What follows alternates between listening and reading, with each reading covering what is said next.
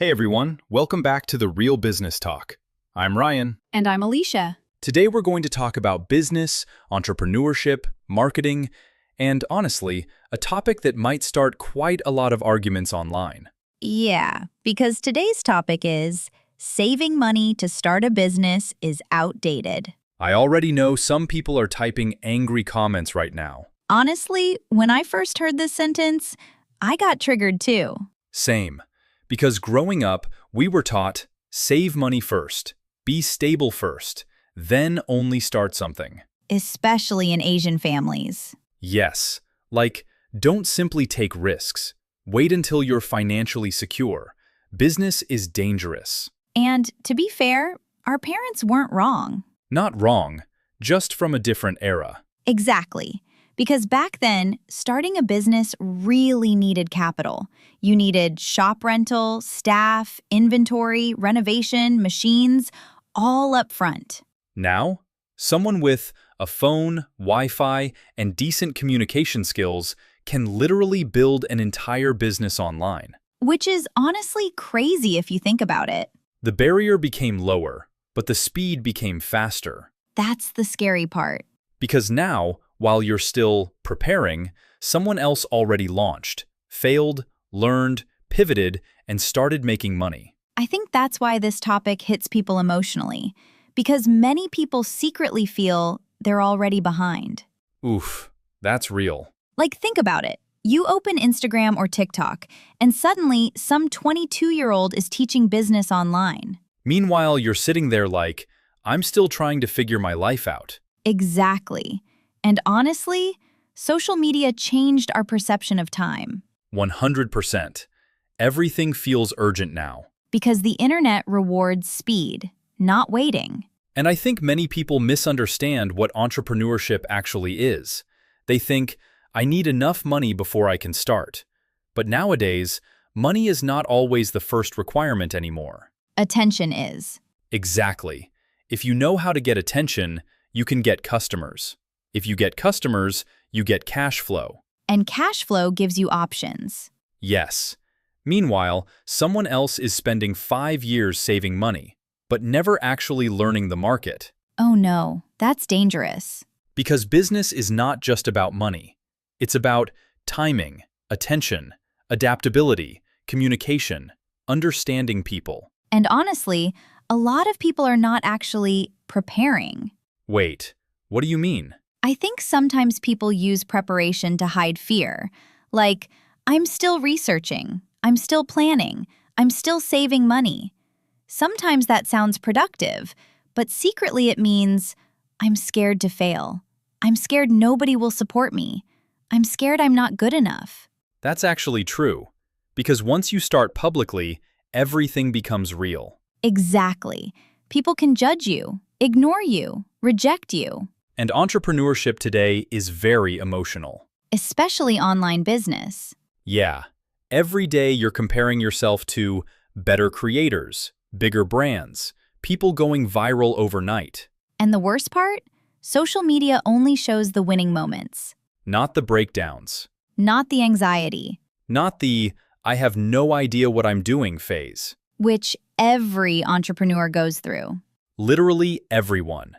I don't care how successful someone looks today, most founders started messy. Messy logo, messy videos, messy confidence. That one especially. People think confidence comes first. But honestly, confidence usually comes after action. Yes, nobody starts feeling fully ready. I remember my first business video. I sounded like I was being held hostage. No, seriously. My voice was shaking. I kept repeating words. I looked so uncomfortable. But imagine if you waited until you became perfect. I probably would have never started. Exactly. That's the trap. People think, once I'm confident, then I'll begin. But confidence is built through doing. And honestly, I think the internet created this illusion that successful people are naturally confident. When actually, most of them were terrified at the beginning. They just kept moving anyway. And I think another thing people don't realize is the market rewards visibility now. Oof, that's controversial. But true. You can have the best product in the world, but if nobody knows you exist, you lose. Meanwhile, someone average at marketing can dominate the market because they understand attention. Exactly. That's why content became so important. Content is basically modern distribution. Yes. Years ago, big companies had advantage because they had money, billboards, TV ads. Now, one viral video can completely change a business. And honestly, this is why I think waiting too long became risky too. Because while you're waiting, your competitors are learning. Learning the algorithm, learning customer psychology, learning content, learning sales. Meanwhile, you're still trying to create the perfect business plan. I know someone like that, super smart guy, spent almost 3 years planning his business. 3 years? 3 years. Business courses, brand strategy, market research, watching podcasts every day. Sounds impressive, honestly. That's the thing. It looked productive, but another guy with half the knowledge started immediately. Let me guess. Messy beginning? Very messy. Bad logo, cheap setup, awkward videos. But he kept posting. And eventually improved? Exactly.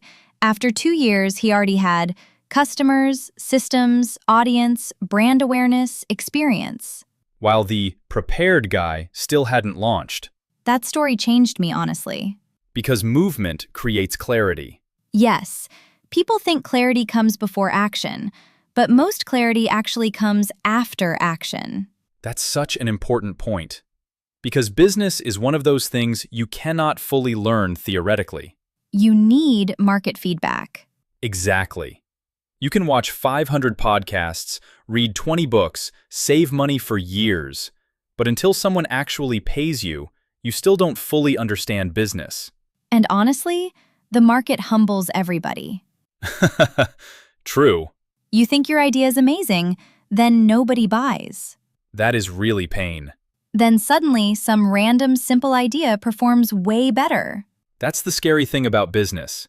The market doesn't care about your emotions or how long you prepared. And I think AI made all this even crazier. Definitely, because now execution speed matters even more. One person with AI tools can now do copywriting, editing, design, research, automation, which means small teams can move fast now. And honestly, that changes competition completely. Because today, the fastest learner often wins, not necessarily the smartest person. And I think this is where younger entrepreneurs have an advantage, actually. Because they adapt faster? Exactly. They're less attached to the old rules. Meanwhile, older generations still think business must look serious. Office, staff, formal setup. Meanwhile, some girl is making 6 figures from her bedroom using TikTok. Literally. That's why this era feels so confusing sometimes. Because the old rules still exist, but the new rules are already winning. And honestly, I'm not saying people should blindly quit their jobs tomorrow. Please don't. We are not telling people, go become reckless. Yay, savings are still important. Financial responsibility still matters. But maybe the bigger danger today is waiting forever. Waiting until you feel ready. Waiting until you feel qualified. Waiting until there's zero risk, which never happens. And maybe that's the real message behind this topic. Saving money to start a business is outdated doesn't mean money is useless. It means the world now rewards movement faster than hesitation. And honestly, some people don't need more time. They need more courage. That's probably the real truth. All right, guys, that's all for today's episode. And honestly, we really want to hear your opinions on this topic too. Especially if you're a business owner, entrepreneur, freelancer, or someone thinking about starting something. Do you think saving money before starting is still important? Or do you agree that today, execution speed matters more? Drop your thoughts in the comments. We'll definitely read them. And if you enjoyed this episode, don't forget to subscribe to our channel. More real conversations, more business discussions, and more controversial topics coming soon. Thanks for listening, everybody. We'll see you in the next episode.